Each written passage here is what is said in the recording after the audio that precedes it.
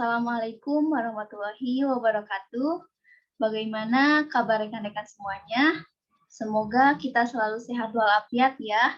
Meskipun pembelajaran dilakukan secara daring, semoga tidak mengurangi niat, semangat kalian untuk mencari ilmu. Yang terhormat, dosen pengampu, Ibu Dr. Diana Hernawati, SPD MPD, dan Bapak Diki Muhammad Caidir, SPD MPD, dan yang saya banggakan rekan-rekan kelas A. Pertama-tama, marilah kita panjatkan puji dan syukur kepada Allah yang Maha Esa karena telah memberikan rahmat, kesehatan, dan keselamatan kepada kita sehingga kita dapat berkumpul untuk melaksanakan pembelajaran geologi invertebrata pertemuan kali ini. Izinkan saya sebagai moderator untuk memandu presentasi pada pertemuan kali ini. Yakni agenda yang pertama yaitu pembukaan, yang kedua pemaparan materi, yang ketiga sesi tanya jawab yang akan dicantumkan di kolom komentar di Google Classroom, dan yang terakhir yang penutup. Sebelum ke acara pembukaan, izinkan saya memperkenalkan anggota kelompok kami, yakni Dinda Putri Lestari dengan NPM 202154072, Lutfi Fauzia dengan NPM 202154087, Sela Siti Delianti dengan NPM 202154085, dan Nisa Nur Ajijah dengan NPM 202154088. Di sini kami akan menyampaikan materi mengenai protozoa, yakni materi yang dibahas yang pertama pengertian protozoa, yang kedua struktur dan fungsi protozoa, yang ketiga ciri-ciri protozoa, yang keempat reproduksi protozoa, yang kelima klarifikasi protozoa, dan yang terakhir peran protozoa. Untuk mengefektifkan waktu, marilah kita buka acara presentasi kali ini dengan bacaan basmalah bersama-sama. Bismillahirrohmanirrohim. Untuk agenda selanjutnya yaitu pemaparan materi, yakni materi pertama yang akan disampaikan oleh Saudari Sela. Kepadanya saya persilahkan. Baik, terima kasih kepada moderator yang telah memberikan waktu pada saya untuk memberikan materi pengertian protozoa, tubuh beserta fungsi protozoa. Pengertian protozoa. Protozoa berasal dari bahasa Yunani yaitu protos yang artinya pertama dan zoon yang artinya hewan. Jadi protozoa adalah hewan pertama. Protozoa merupakan protista eukariotik yang mana organisme selnya telah memiliki membran nukleus atau membran inti sel. Protozoa adalah protista yang mirip hewan. Next.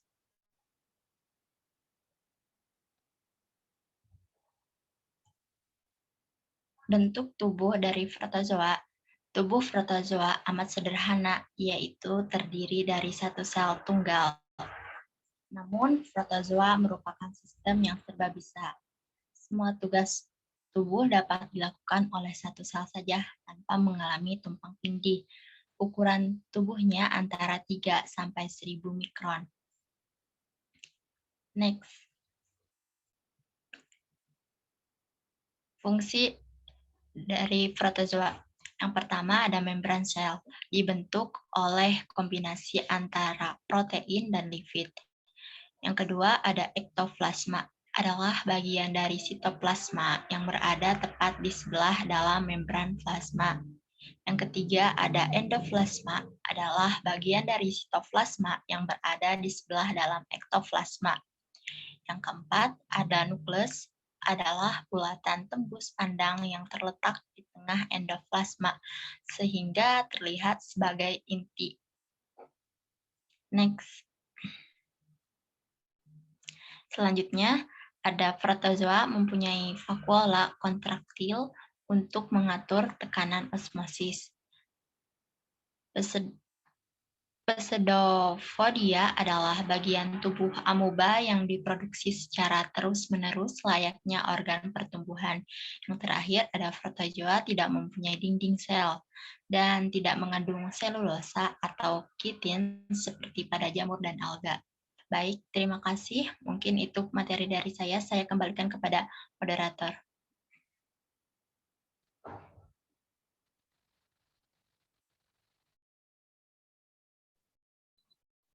Baik, terima kasih kepada Saudari Sela yang telah memaparkan materinya. Mudah-mudahan rekan-rekan semuanya dapat menyimak dan dapat mencatat poin penting supaya memudahkan untuk mengingat kembali jika materi sudah lupa. Materi selanjutnya akan disampaikan oleh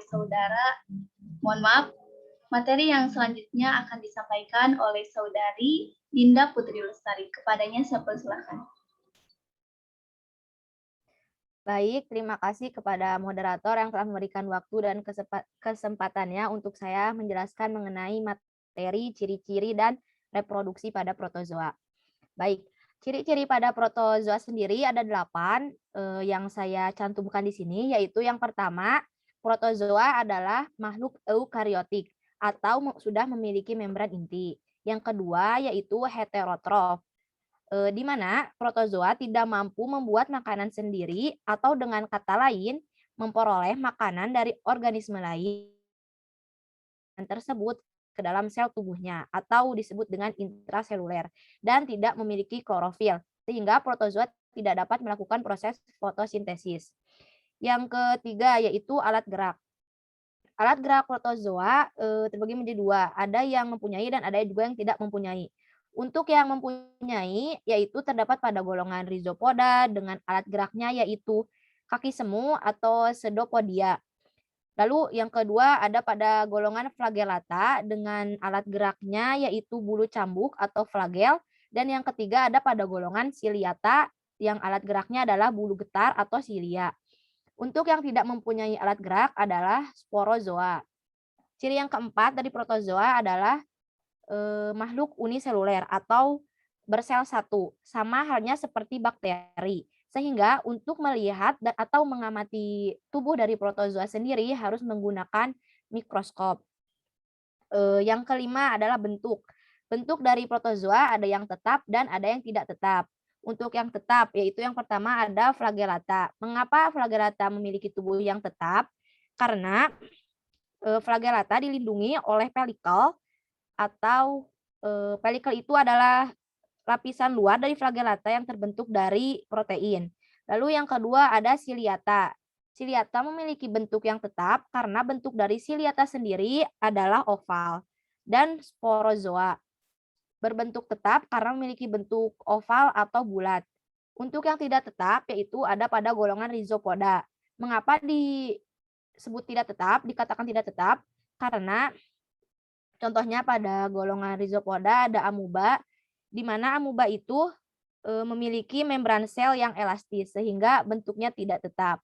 Dan untuk yang keenam yaitu habitat atau tempat hidup. Tempat hidup dari protozoa sendiri berada di tempat yang bebas. Bisa di air tawar, di air laut, di tanah, tapi kebanyakan memang berada di tempat yang basah. Dan juga hidup dari protozoa itu bisa berkelompok atau disebut berkoloni dan individu. Jadi selanjutnya dari protozoa yang ketujuh adalah membentuk kista.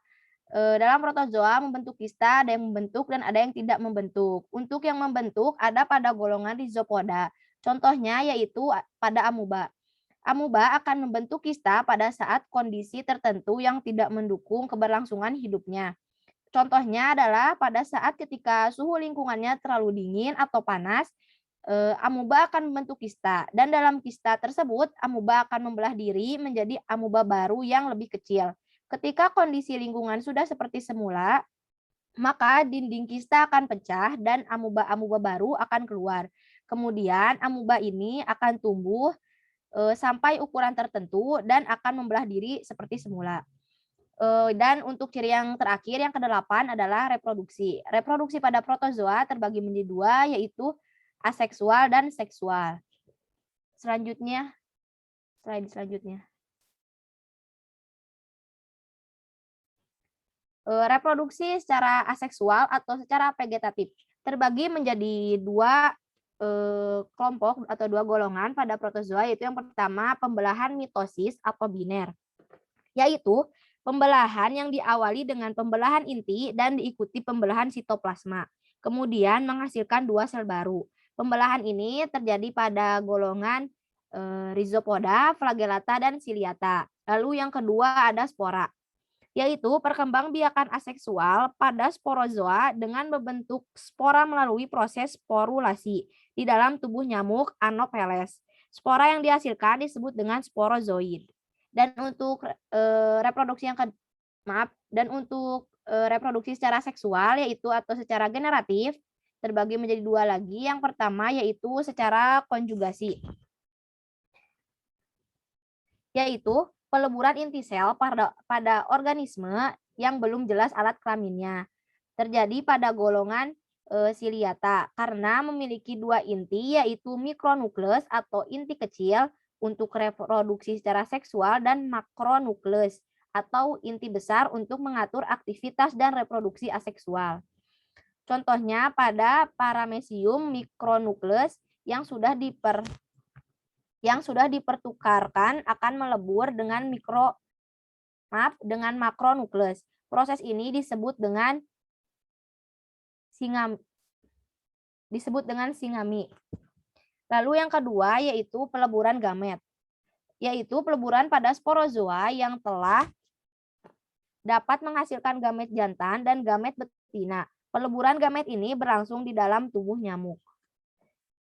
Sekian yang dapat saya sampaikan. Untuk selanjutnya saya kembalikan kepada moderator kembali.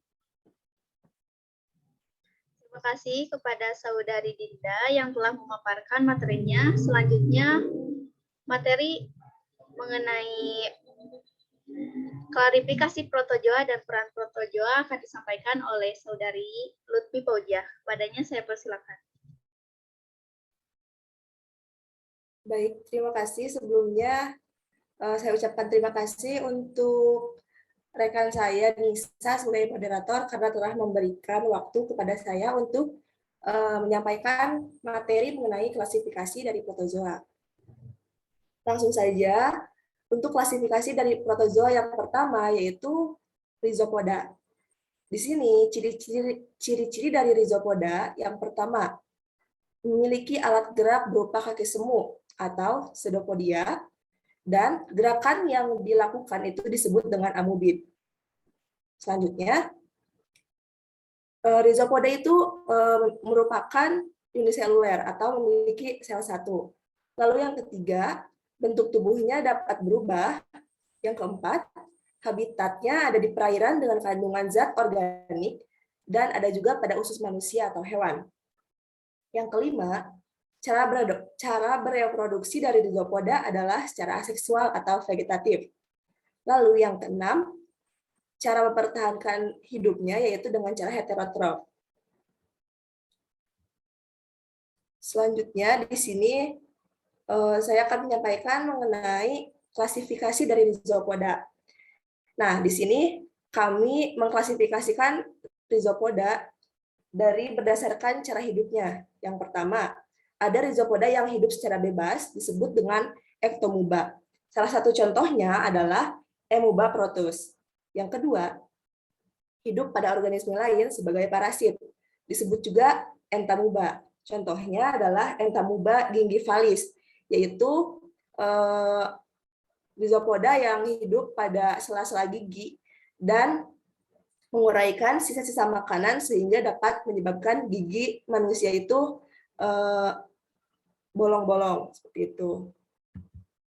Baik, selanjutnya di sini saya akan menjelaskan mengenai struktur dari Rhizopoda. Di sini kami mengambil struktur dari amuba. Yang pertama adalah membran sel. Membran sel ini terdiri dari lipid dan protein yang sifatnya itu elastis, sehingga amuba dapat merubah bentuk tubuhnya. Nah, fungsi dari membran sel itu sendiri, yang pertama adalah pertukaran oksigen dan karbon dioksida, dan yang kedua dapat membantu pembentukan pseudopodia. Lalu struktur yang kedua yaitu adalah protoplasma. Nah, pada amuba memiliki protoplasmanya itu memiliki dua jenis. Yang pertama ada ektoplasma dan yang kedua ada endoplasma. Sudah kita ketahui jika protoplasma itu merupakan cairan yang terdapat di dalam sel. Nah, baik, saya akan menjelaskan mengenai ektoplasma plasma merupakan cairan yang terdapat tepat di bawah membran sel. Fungsinya yaitu dapat juga membantu pembentukan pseudopodia dan dapat melindungi organel-organel yang ada di dalam sel. Lalu, protoplasma yang kedua yaitu adalah endoplasma. Fungsinya yaitu melakukan fungsi fisiologis dan dapat sebagai tempat organel-organel yang ada di dalam sel. Selanjutnya, struktur yang ada paling luar yaitu pseudopodia. Pseudopodia adalah kaki semu yang berfungsi sebagai alat pergerakan dari amuba. Tapi selain dari itu, pseudopodia juga dapat berfungsi sebagai alat untuk menangkap makanan bagi amuba itu sendiri. Selanjutnya, struktur dari amuba ini adalah nukleus atau inti, di mana inti ini memiliki fungsi untuk mengatur kinerja sel secara keseluruhan. Nah, lalu amuba ini memiliki 3 jenis vakuola. Yang pertama ada vakuola kontraktil yang berfungsi sebagai osmoregulasi, yaitu mengatur tekanan osmotik yang ada dalam tubuhnya. Selain itu, vakuola kontraktil juga berfungsi untuk mengatur pembuangan sisa-sisa metabolisme berupa cairan ataupun gas. Lalu selanjutnya ada vakuola makanan. Nah, vakuola makanan berfungsi sebagai alat pencernaan makanan dan mengedarkan makanan untuk seluruh tubuhnya. Selanjutnya adalah vakuola air. Nah, vakuola air ini bentuknya itu seperti gelembung dan di dalamnya terkandung air. Fungsinya untuk menjaga keseimbangan air di dalam tubuh si amuba ini. Lalu selanjutnya ada mitokondria. Mitokondria berfungsi untuk respirasi sel, dan yang terakhir adalah lisosom yang berfungsi untuk mencerna makanan. Selanjutnya, saya akan menjelaskan tentang klasifikasi dari protozoa yang kedua, yaitu flagellata. Ciri-ciri dari flagellata yang pertama adalah alat gerak berupa bulu cambuk atau flagel. Lalu yang kedua, bentuk tubuhnya tidak dapat berubah. Yang ketiga, habitatnya di perairan air tawar dan organisme lain. Yang keempat, respirasi dan ekskresi dilakukan oleh permukaan tubuhnya. Yang kelima, reproduksinya secara aseksual atau vegetatif. Yang keenam, cara hidupnya itu secara heterotrof. Dan yang terakhir, flagellata ini ada yang memiliki kloroflas.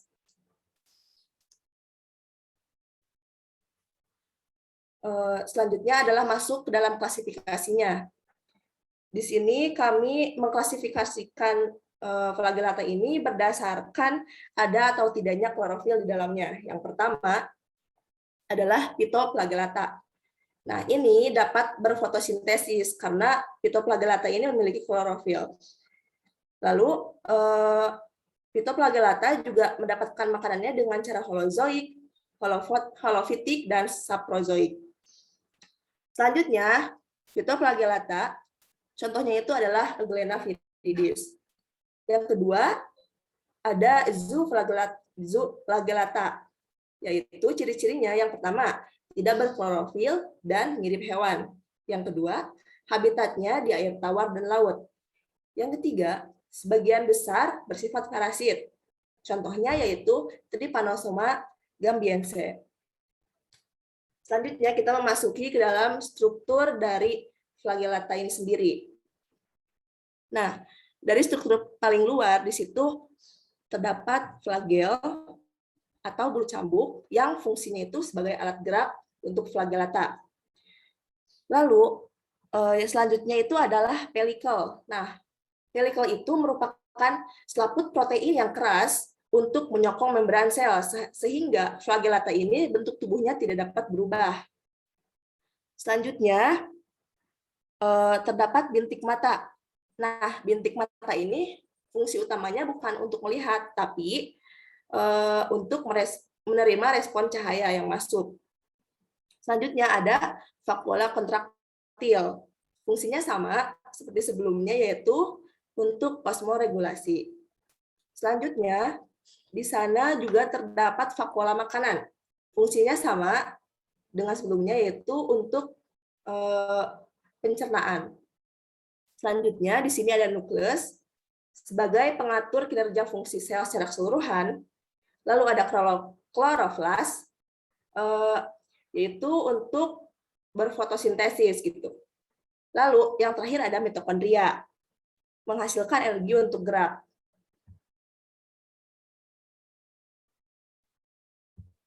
Selanjutnya, dari klasifikasi sporozoa ini, mohon maaf, selanjutnya dari klasifikasi dari protozoa ini adalah ciliata. Ciri-ciri dari ciliata yaitu yang pertama, alat geraknya berupa rambut gitar atau cilia. Yang kedua, uniseluler. Yang ketiga, bentuk tubuhnya tetap. Yang keempat, habitatnya ada pada tempat berair dan organisme lain. Yang kelima, cara bereproduksinya secara seksual atau generatif dan aseksual atau vegetatif. Lalu yang terakhir, cara hidupnya adalah heterotrof. Nah, di sini saya akan masuk pada klasifikasi dari ciliata. Di sini kami mengklasifikasikan ciliata berdasarkan cara hidupnya. Yang pertama, ada yang disebut dengan holotrichia, yaitu ciliata yang hidup dengan berenang sangat bebas. Yang kedua, ada suctoria, yaitu flagellata yang hidup dengan cara melekat pada substratnya atau inangnya. Yang ketiga, ada peritrichia, yaitu yaitu ciliata yang hidup berkoloni. Nah, untuk peritrichia ini, mereka berkoloni bisa sampai ribuan, bahkan membentuk bola atau oval. Lalu yang keempat ada spirotrichia. Nah, mereka itu hidup menetap di air tawar yang mengalir ataupun menggenang. Selanjutnya yaitu untuk struktur tubuh dari ciliata. Di sini kami mengambil paramecium. Baik, di sini saya akan menjelaskan mengenai strukturnya satu persatu. Yang pertama yaitu ada cilia. Nah, cilia itu sudah kita ketahui dari awal bahwa memiliki fungsi sebagai alat pergerakan bagi ciliata. Nah, fungsi yang lain yaitu dapat menangkap makanan dan dapat menjadi reseptor sensorik untuk mendeteksi rangsangan. Selanjutnya di sini terdapat helikel, yaitu selaput protein keras untuk menyokong membran sel. Nah, sehingga tubuh ciliata ini tidak dapat berubah atau bersifat tetap. Lalu selanjutnya di sini ada celah mulut. Nah, celah mulut ini merupakan jalan masuk makanan ke dalam tubuh ciliata. Selanjutnya ada mulut sel. Nah, di sini tuh terjadi proses pencernaan makanan gitu. Selanjutnya juga di sini terdapat dua vakuola, yaitu vakuola kontraktil dan vakuola makanan. Untuk vakuola kontraktil sendiri memiliki fungsi sebagai osmoregulasi atau mengatur tekanan osmotik dalam tubuh, dan vakuola makanan yaitu sebagai alat untuk pencernaannya. Selanjutnya di sini ada mikronukleus dan makronukleus. Di sini saya akan menjelaskan mengenai mikronukleus terlebih dahulu, di mana mikronukleus ini memiliki fungsi untuk mengatur sistem reproduksi, baik secara seksual maupun aseksual. Selanjutnya adalah makronukleus memiliki fungsi untuk metabolisme sel. Lalu yang terakhir, di sini ada pori atau lubang anus. Nah, ini berfungsi sebagai jalan pembuangan sisa-sisa pencernaan. Seperti itu. Selanjutnya, kita masuk ke dalam klasifikasi yang keempat, yaitu sporozoa. Ciri-cirinya yang pertama, yaitu tidak memiliki alat gerak. Nah, jadi sporozoa ini bergeraknya itu menggunakan selnya aja gitu. Yang kedua adalah uniseluler. Yang ketiga, habitatnya itu pada manusia atau hewan karena bersifat parasit.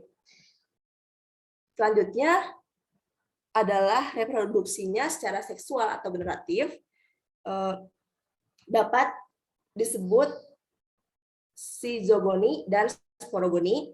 Lalu secara, mohon maaf, Reproduksinya yaitu yang pertama secara seksual atau generatif, yaitu dengan cara peleburan dua gamet dalam tubuh nyamuk. Dan yang kedua adalah aseksual atau vegetatif, yaitu dengan cara sizogoni dan sporogoni. Nah, kalau untuk sizogoni itu artinya adalah pembelahan berkali-kali dalam tubuh manusia. Nah, untuk sporogoni yaitu membuat spora dalam tubuh nyamuk seperti itu. Lalu ciri yang terakhir yaitu cara hidupnya secara heterotrof. Memasuki klasifikasinya, di sini kami mengklasifikasikan sporozoa berdasarkan tempat hidupnya. Cirinya yaitu yang pertama, ada yang hidup dalam sel darah merah. Yang kedua, ada yang hidup dalam intestinal. Yang ketiga, ada yang hidup dalam sel endotel, cairan tubuh, dan leukosit monokleus.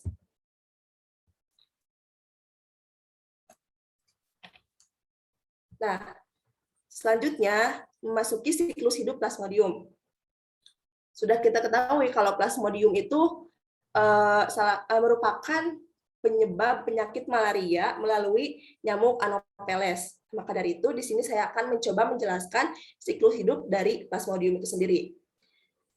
Baik, jadi Plasmodium itu hidupnya ada siklus hidupnya ada 3 fase. Yang pertama ada fase di dalam hati manusia yang disebut dengan eksoeritrosit di dalam darah manusia, atau disebut juga sebagai eritrositer. Yang ketiga ada fase di dalam tubuh nyamuk. Nah, yang pertama dari siklus hidup Plasmodium ini, ketika nyamuk Anopheles betina yang di dalam ludahnya mengandung sporozoid dari Plasmodium dan dia menggigit manusia, maka sporozoid tersebut akan berpindah pada peredaran darah manusia. Nah, selanjutnya sporozoid akan masuk ke dalam hati dan akan berkembang biak secara vegetatif dengan pembelahan biner.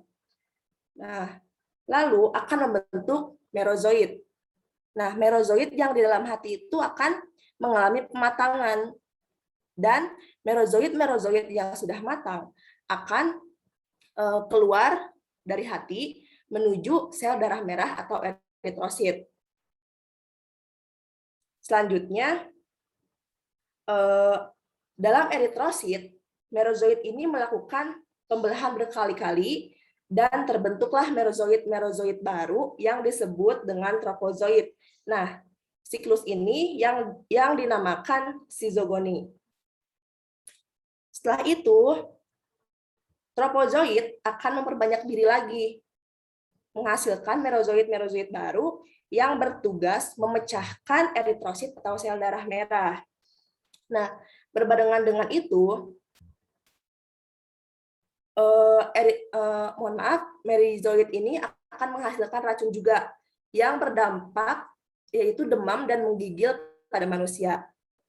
Nah, selanjutnya, merozoid yang memecahkan eritrosit ada juga yang masuk pada jaringan darah manusia, dan di situ pada jaringan darah merozoid ini akan membentuk sel gamet. Nah, apabila manusia yang ada sel gamet dari merozoid ini, maka mereka telah terinfeksi oleh malaria. Selanjutnya,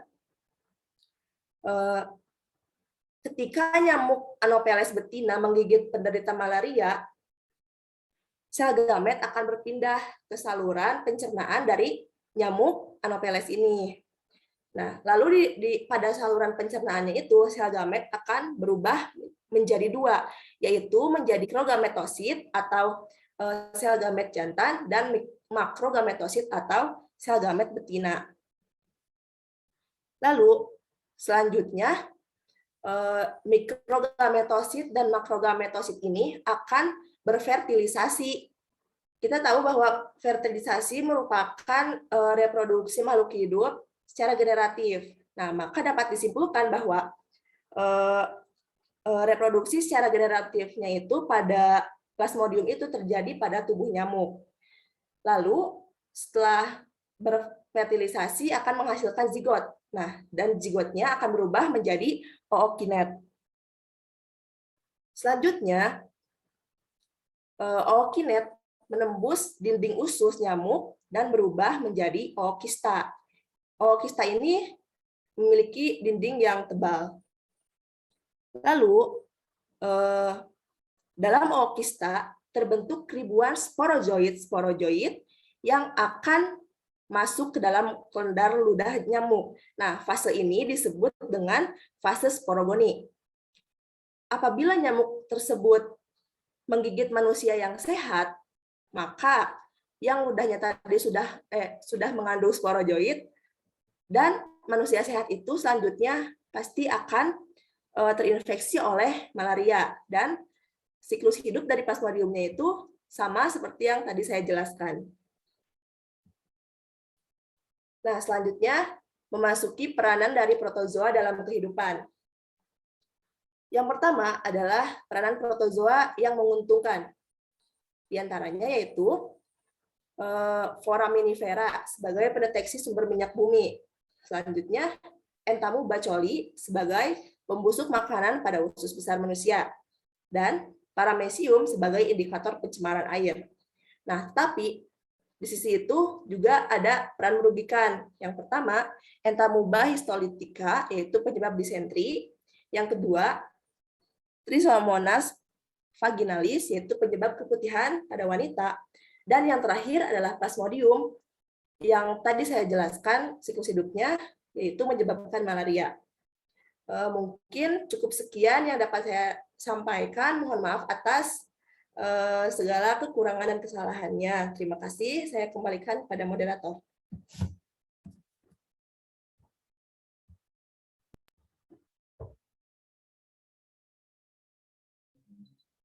Baik, terima kasih kepada Saudari Lutfi Fauzia yang telah memaparkan materinya. Dari pembahasan materi yang disampaikan oleh rekan saya, dapat saya simpulkan bahwa protozoa bisa diartikan sebagai hewan pencetus atau hewan pertama. Protozoa memiliki ukuran tubuh unisel berukuran antara 3 sampai 1000 mikron. Fungsinya sangat banyak, diantaranya protozoa tidak memiliki dinding sel dan tidak mengandung selulosa atau kitin seperti pada jamur dan alga. Cirinya juga sangat banyak, salah satunya yaitu memiliki alat reproduksi yang aseksual dan seksual, dan habitat hidupnya bebas. Di klarifikasi protozoa terdapat Rhizopoda, Flagellata, Ciliata, dan Sporozoa. Peran protozoa juga ada yang menguntungkan dan ada yang merugikan. Mungkin hanya itu yang dapat kelompok kami sampaikan. Terima kasih atas segala perhatiannya. Mudah-mudahan materi protozoa yang disampaikan oleh kelompok kami dapat bermanfaat, khususnya bagi diri pribadi, umumnya bagi rekan-rekan yang memperhatikan. Mohon maaf atas segala kekurangan dan kata-kata yang kurang berkenan, karena kesempurnaan hanya milik Allah dan kesalahan datangnya dari diri saya pribadi. Wassalamualaikum warahmatullahi wabarakatuh.